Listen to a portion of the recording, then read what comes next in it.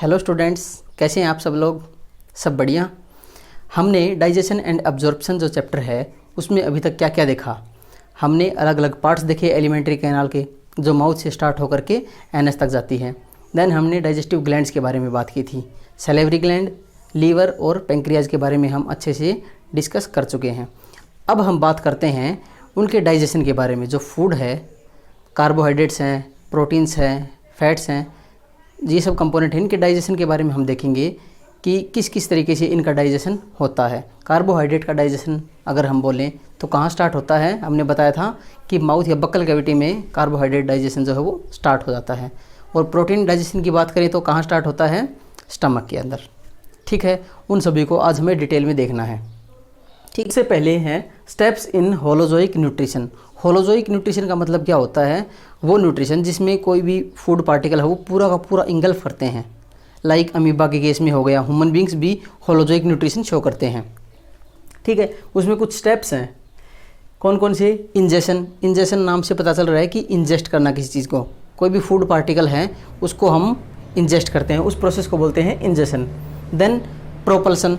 Propulsion का मतलब होता है उस फूड को च्यू करके मिक्स करना।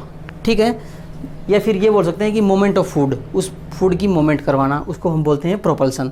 Then digestion. डाइजेशन का मतलब क्या होता है कि कॉम्प्लेक्स फूड जो है उसको सिंपल अब्जॉर्बेबल फॉर्म में कन्वर्ट करना। देन अब्जॉर्प्शन, उस फूड को अब्जॉर्ब करना। ठीक है, फिर एसिमिलेशन, उसको एसिमिलेट करना एनर्जी रिक्वायरमेंट को फुलफिल करने के लिए। And then last step is egestion. Last step is egestion, जो अनवांटेड, जो अननेसेसरी वेस्ट हैं बॉडी के, उनको बॉडी से बाहर निकालना, ये है इजेशन।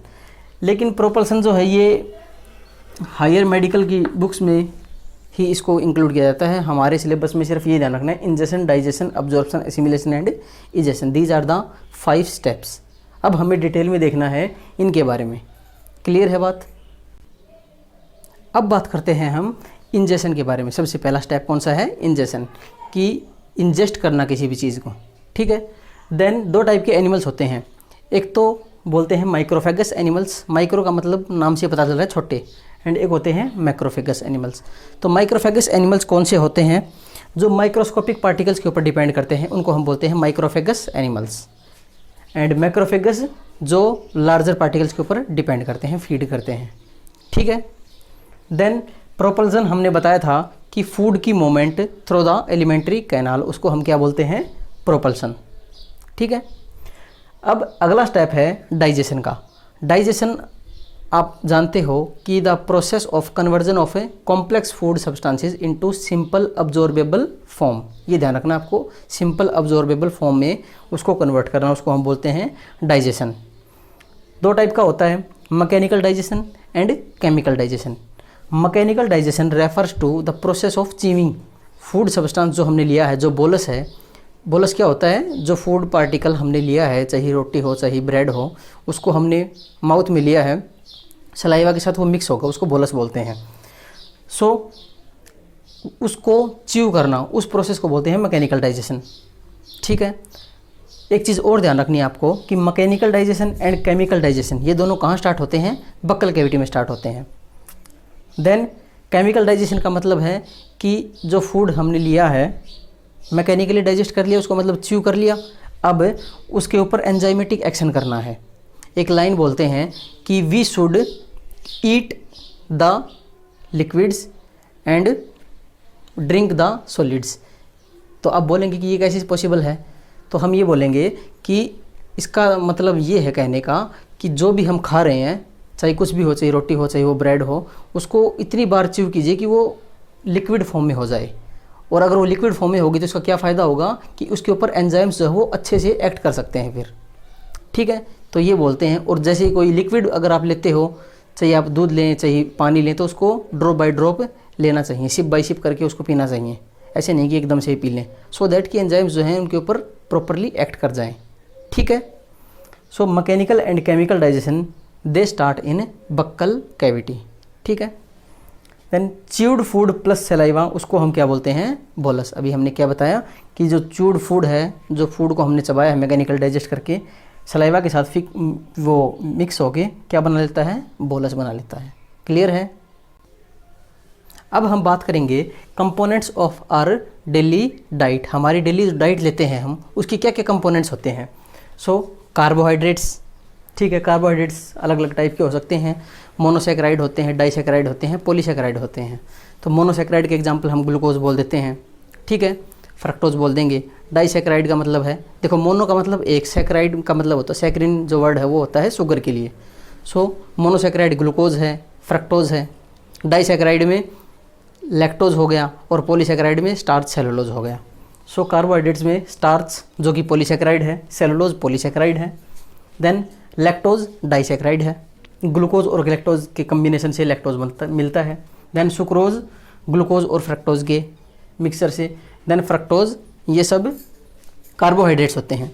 देन प्रोटीन्स भी हो सकते हैं हमारे डेली डाइट में, जो पल्सेस हैं they contain proteins. Then fats, fats में बेसिकली ट्राइग्लाइसराइड्स होते हैं, फैट्स में भी ट्राइग्लाइसराइड्स, ठीक है। देन न्यूक्लिक एसिड्स होते हैं, विटामिन्स भी होते हैं, मिनरल्स एंड वाटर भी होते हैं। आगे हम पढ़ेंगे कि मिनरल्स और वाटर को हमें डाइजेस्ट करने की ज़रूरत नहीं होती, ठीक है। करते हैं digestion of carbohydrates. So digestion of carbohydrates, अब हमने बताया था कि मेन कार्बोहाइड्रेट्स हमारी डेली डाइट के कौन कौन से हैं। स्टार्च हो गया, सेलुलोज हो गया, ठीक है, फ्रक्टोज हो गया, सुक्रोज हो गया, ये सब हमारे डेली डाइट के कार्बोहाइड्रेट्स होते हैं। देन आपको पता है कि reserve food material in case of plants वो क्या होता है, starch, that is reserve food material in case of plants, and in case of animals it is glycogen, ठीक है। देन सबसे पहले हम कार्बोहाइड्रेट के डाइजेशन की बात करेंगे। तो इस पूरे लेक्चर में हम इसी के बारे में बात करेंगे, अलग अलग पार्ट से। माउथ से स्टार्ट हो जाता है, आपको पता है कि digestion of carbohydrate starts in mouth और बक्कल कैविटी। सो बक्कल कैविटी में आपको पता है सलाइवा किससे प्रोड्यूस होता है, एक एंजाइम होता है सेलिवरी अमाइलेज, जिसको आप टाइलिन भी बोलते हैं। वो स्टार्ट कर देता है डाइजेशन ऑफ कार्बोहाइड्रेट्स, लेकिन कंप्लीट नहीं हो पाता है, ठीक है। फिर एक चीज़ और ध्यान रखनी है आपको कि ये जो डाइजेशन है, बक्कल कैविटी के बाद में कौन सा पोर्शन होता है, इसोफेगस, और oesophagus does not secret any digestive enzymes. तो ये जो डाइजेशन है, जो कार्बोहाइड्रेट का डाइजेशन हो रहा है, ये फिर वहाँ से मूव करके सीधा स्टमक में चला जाता है, और वहाँ पे 50 to 70% जो है वो डाइजेस्ट हो जाते हैं कार्बोहाइड्रेट्स, ठीक है। वो हम आगे डिटेल में देखेंगे। आपको क्या ध्यान रखना है कि buccal cavity contains enzyme salivary amylase which is also known as ptyalin, जिसकी pH होती है 6.8 से 7.4 के बीच में ये काम करता है अप्रोक्सीमेटली।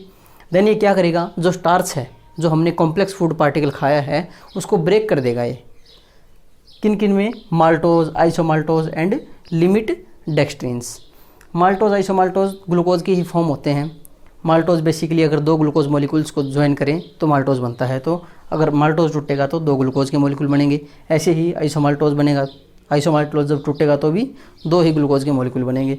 लिमिट डेक्सट्रिन्स क्या होते हैं, ये कुछ इंटरमीडिएट स्टेजेस होती हैं। जब स्टार्च का ब्रेकडाउन होगा तो कुछ इंटरमीडिएट स्टेजेस फॉर्म होती हैं, जिनको हम क्या बोलते हैं, डेक्सट्रिन्स, ठीक है। ये एक कॉम्प्लेक्स फॉर्म है, ये ग्लूकोज की बहुत ज़्यादा नंबर में फॉर्म है। मान लो कि अप्रोक्सीमेटली अगर हम बताएं, आइडिया बताऊं अगर मैं आपको एग्जांपल के तौर पे, तो मान लो 100 यूनिट्स हैं, तो 2 यूनिट माल्टोज की होगी, 2 आइसोमाल्टोज की होगी, ऐसी लिमिट डेक्सट्रिन्स की होगी, इस टाइप से, ठीक है। ये कोई काउंटेबल नहीं होता इसको, ठीक है, आप काउंट नहीं कर सकते। देन सेलिवरी अमाइलेज जो है, ये अब्सेंट होता है in the saliva of ruminants and even carnivores और रूमिनेंट्स के सलाइवा में ये एंजाइम जो है ये अब्सेंट होता है, आपको ध्यान रखना है, ठीक है। और रूमिनेंट्स क्या होते हैं, कड चीविंग एनिमल्स, बेसिकली जो जुगाली करने वाले जानवर होते हैं, काऊ, बफेलो, ये सब ये रूमिनेंट्स होते हैं, ठीक है। बक्कल कैविटी के बाद अब हम बात करते हैं इसोफेगस के बारे में।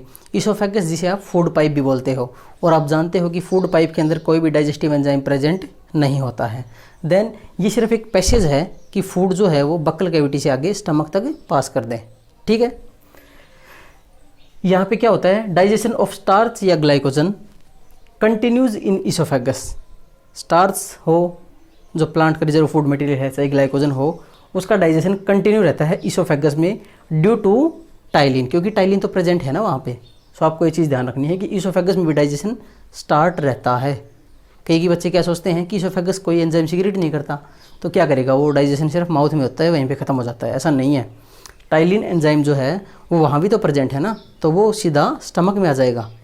ईसोफेगस में कोई डाइजेशन नहीं होता है। देन स्टमक आपको पता है एक जे शेप्ड बैग होता है, ठीक है, फूड को स्टोर करने का चैम्बर है एक। स्टमक के अंदर हम जानते हैं कि पीएच कैसी होगी, एसिडिक होगी। क्यों? Because of presence of hydrochloric acid, ठीक है।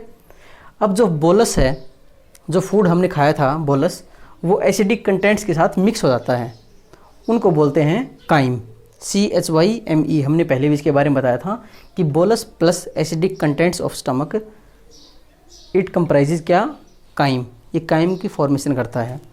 और एक चीज़ और ध्यान रखना कि स्टमक में जो बोलस आया है एसिडिक कंटेंट होंगे, तो जो एसिडिक कंटेंट है, एसिडिक पीएच जो है बेसिकली वो क्या करती है, acidic pH inhibits the activity of ptyalin. जो सेलिवरी एमाइलेज है जिसको हम टाइलिन बोलते हैं, उसकी एक्टिविटी को इनहिबिट कर देती है एसिडिक पीएच। लेकिन ये इनहिबिट करती है उससे पहले लगभग 50 to 70% डाइजेशन कार्बोहाइड्रेट्स का हो चुका होता है। देखते हैं क्या लिखा है, acidic pH inhibits the activity of ptyalin on starch, ठीक है। Then by the time entire bolus becomes acidic, जिस टाइम तक ये सारा बोलस एसिडिक हो जाए उससे पहले 30 to 50% ऑफ स्टार्च, 50% आप मान सकते हैं data, 50% of starch is digested by ptyalin. Clear है बात आपको यहाँ तक? सो स्मॉल इंटेस्टाइन के अंदर आप जानते हैं कि it receive 3 digestive juices. 3 digestive juice होते हैं, कौन कौन से? बाइल जूस जो कहाँ से आता है, गॉल ब्लैडर से आता है। प्रोड्यूस किसके द्वारा होता है? Bile, produced by liver and stored in gall bladder.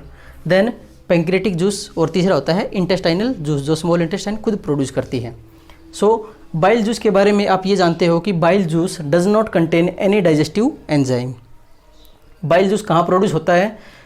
Produced by liver. Liver continuously bile juice को प्रोड्यूस करता रहता है, और गॉल ब्लैडर क्या करता है, उसको स्टोर करता है, ठीक है, उसके वाटर को ऑब्जर्व कर लेता है और उसको कंसनट्रेटेड बना देता है, ठीक है।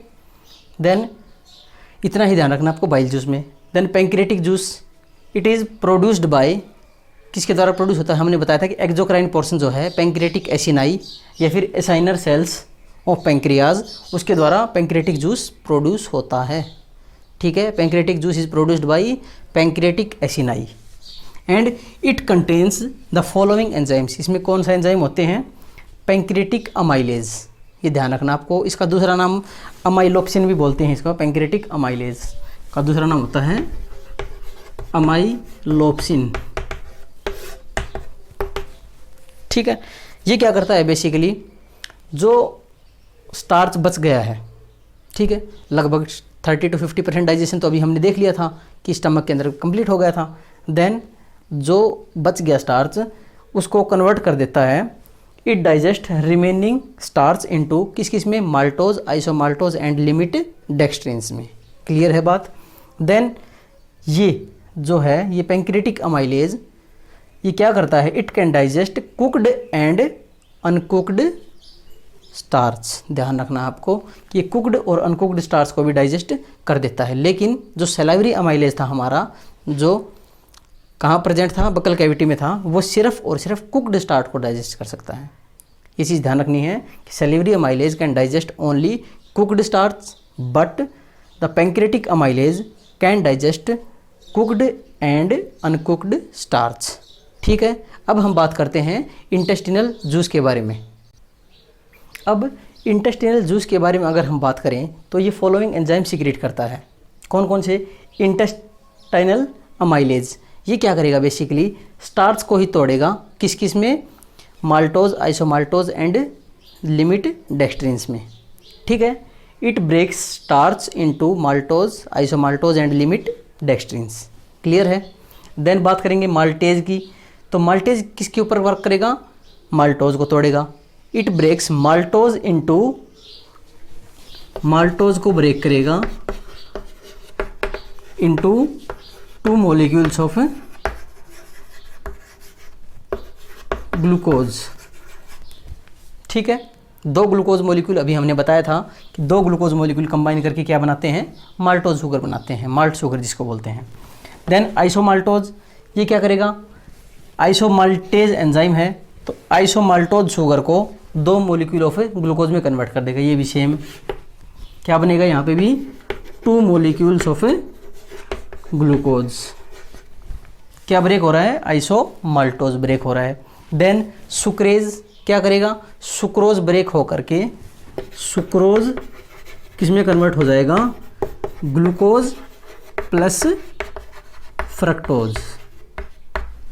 ठीक है, किस किस में टूटेगा सुक्रोज, ग्लूकोज और फ्रक्टोज, यानी कि हम ये कह सकते हैं ग्लूकोज और फ्रक्टोज मिलके क्या बनाते हैं, एक डाइसैकराइड सुक्रोज बनाते हैं। क्लियर है बात। देन लिमिट डेक्सट्रिनेज, ये किसके ऊपर एक्ट करेगा, लिमिट डेक्सट्रिन्स के ऊपर। तो लिमिट डेक्सट्रिन्स कन्वर्ट हो जाएंगे किस में, ग्लूकोज में, ग्लूकोज के मॉलिक्यूल्स में लिमिट डेक्सट्रिन्स जो है वो कन्वर्ट हो जाएंगे। देन लैक्टेज है, किसके ऊपर एक्ट करेगा, लैक्टोज के ऊपर। लैक्टोज को किस में कन्वर्ट कर देगा, ग्लूकोज प्लस गैलेक्टोज, ग्लूकोज और गैलेक्टोज बना देगा। सो एक चीज़ आप ध्यान रखो, यहाँ पे एक चीज़ आपको पता लग गया होगा कि जो एंड प्रोडक्ट्स हैं, ये क्वेश्चन आपसे पूछ सकते हैं कि what are the end products of carbohydrates digestion, carbohydrate digestion के एंड प्रोडक्ट्स क्या क्या हैं। देखो क्या बन रहा है लास्ट में, हमारे पास ग्लूकोज बन रहा है, ठीक है, फ्रक्टोज बन रहा है एंड गैलेक्टोज बन रहा है। ठीक है, यही तो बन रहे हैं ना, simple. So the end products of a carbohydrates digestion are glucose, fructose and galactose. This is very important. ठीक है, 3 टाइप के जूस होते हैं स्मॉल इंटेस्टाइन में, bile juice, pancreatic juice and intestinal juice. Intestinal juice ये following हो जो enzymes हैं ये बनाते हैं, ये अपनी जो रेस्पेक्टिव यूनिट्स हैं उनको सिंपल फॉर्म में कन्वर्ट कर देते हैं। That is and products of carbohydrates digestion. Clear हुई बात यहाँ तक आपको। अब हम बात करते हैं लैक्टोज इंटॉलरेंस के बारे में। लैक्टोज इंटॉलरेंस का मतलब क्या होता है, सबसे पहले तो लैक्टोज क्या होगा, एक मिल्क शुगर होती है। मिल्क में कौन सी शुगर होती है, लैक्टोज शुगर होती है। ठीक है, सो एक एंजाइम होता है लैक्टेज, जो क्या करता है, अभी हमने देखा था कि लैक्टोज को कन्वर्ट कर देता है ग्लूकोज में और गैलेक्टोज में। Lactase enzyme is present in the intestinal juice of mammals only. सिर्फ मैमल्स के इंटेस्टाइनल जूस में लैक्टेज एंजाइम जो है वो प्रेजेंट होता है। लेकिन आपने कई बार देखा होगा कई लोगों को दूध से एलर्जी होती है, मतलब अगर दूध लिया है तो उनकी बॉडी में कोई नेगेटिव इफेक्ट शुरू हो जाता है, लाइक वोमिटिंग हो गया या फिर लूज मोशंस हो गए। सो वो क्यों होता है, क्योंकि ध्यान से सुनना, इंटेस्टिनल जूस जो होता है उनका, ऐसे पेशेंट्स का, is deficient in lactase enzyme. उस इंटेस्टिनल जूस में लैक्टेज एंजाइम नहीं होता जो लैक्टोज को कन्वर्ट कर देता है आगे। ठीक है, सो अगर वो नहीं हुआ तो उनकी बॉडी में कॉम्प्लिकेशंस आने शुरू हो जाते हैं, लाइक वोमिटिंग आ गई या फिर लूज मोशंस हो गए या फिर कुछ और भी दिक्कत हो सकती है स्टमक रिलेटेड। ठीक है, सो ऐसे पेशेंट्स को एडवाइज, ऐसे जो पर्सन है उनको एडवाइस करते हैं कि आप मिल्क फ्री डाइट का यूज़ कीजिए। They are advised to take milk free diet. Clear है बात, क्यों, क्योंकि उनके इंटेस्टाइनल जूस में लैक्टेज एंजाइम नहीं है। ठीक है, देन लैक्टोज का जो प्रोडक्शन है is reduces in advance age. जैसे जैसे एज बढ़ती रहेगी कि तो लैक्टोज का प्रोडक्शन जो है वो कम होता चला जाएगा। ठीक है, सो जो ओल्ड एज्ड पर्सन्स होते हैं वहाँ पे लैक्टोज प्रोडक्शन बहुत कम होता है, तो इसलिए ये कहते हैं कि जो बूढ़े लोग हैं उनको दूध वगैरह लेते रहना चाहिए। ठीक है, अब हम बात करते हैं सेलुलोज के बारे में। तो सेलुलोज के बारे में आपने अभी तक ये देखा है कि हम लोग सेलुलोज को डाइजेस्ट नहीं कर सकते, लेकिन ऐसा नहीं है कि सेलुलोज हमारे लिए ज़रूरी नहीं है, ये बहुत इंपॉर्टेंट होता है सेलुलोज हमारे लिए। आगे हम देखते हैं क्या क्या करता है, ये क्या क्या फंक्शंस परफॉर्म करता है। Basically it adds bulk to the food, food को बल्की बनाता है ये। ठीक है, then acts as roughage, roughage की तरह भी एक्ट करता है। And irritates the lining of GI tract, GI tract की लाइनिंग को इरिटेट करता है। This promotes the secretion of mucus, इससे क्या होगा कि म्यूकस की सिक्रीशन होती है ज़्यादा से ज़्यादा अमाउंट में। Then it holds water and prevents constipation, water को होल्ड करके रखता है और कॉन्स्टिपेशन को प्रिवेंट करता है, ये भी आप ध्यान रखना है आपको। देन जो हायर एनिमल्स होते हैं उनको बोलते हैं metazoans, metazoa. Metazoans can not digest cellulose on their own, metazoans जो हैं वो सेलुलोज को डाइजेस्ट नहीं कर सकते। जो टर्माइट्स हैं उनके अंदर ट्राइकोनिम्फा प्रेजेंट होता है उनकी गट में, termites have trichonympha in their gut, जो क्या प्रोड्यूस करता है बीटा गैलेक्टोसाइडेज, और ये बीटा गैलेक्टोसाइडेज क्या करेगा, सेलुलोज को फिर ग्लूकोज यूनिट में कन्वर्ट कर देता है। क्लियर हुई बात आपको यहाँ तक? अभी तक हमने डिस्कस कर लिया है सेलुलोज का डाइजेशन कौन कौन कर सकते हैं। रूमिनेंट्स होते हैं जो वो सेलुलोज का डाइजेशन कर सकते हैं, लाइक कड चीविंग जो एनिमल्स हैं जो जुगाली करने वाले हैं, but they can digest cellulose with the help of some symbiotic microorganisms, कुछ सिम्बायोटिक बैक्टीरिया होते हैं, लाइक रूमेनोकोकस हो गया, एंटोडाइनियम कोडेटम हो गया, ये मोस्ट कॉमन होते हैं, इनकी हेल्प से वो सेलुलोज का डाइजेशन कर सकते हैं। देन हम ये बोलेंगे कि जो रूमिनेंट्स का स्टमक है वो कंपाउंड होता है, वो कॉम्प्लेक्स होता है और वो कई पार्ट्स में डिवाइड होता है। कौन कौन से पार्ट होते हैं? Rumen, reticulum, omasum and abomasum.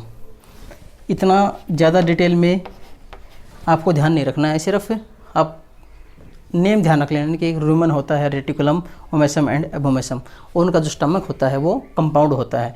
Rumen को हम बोलते हैं लार्जेस्ट चैम्बर, देन रेटिकुलम को smallest, then omasum and abomasum जो होता है उसको बोलते हैं ट्रू स्टमक।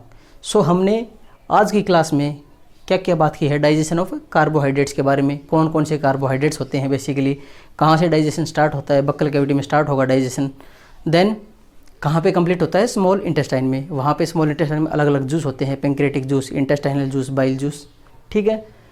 रूमिनेंट्स डाइजेस्ट कर सकते हैं सेलुलोज को, मेटाजोन्स जो हैं हायर एनिमल्स हैं वो डाइजेस्ट नहीं कर सकते। सो आज की क्लास में हम यहीं तक देखेंगे।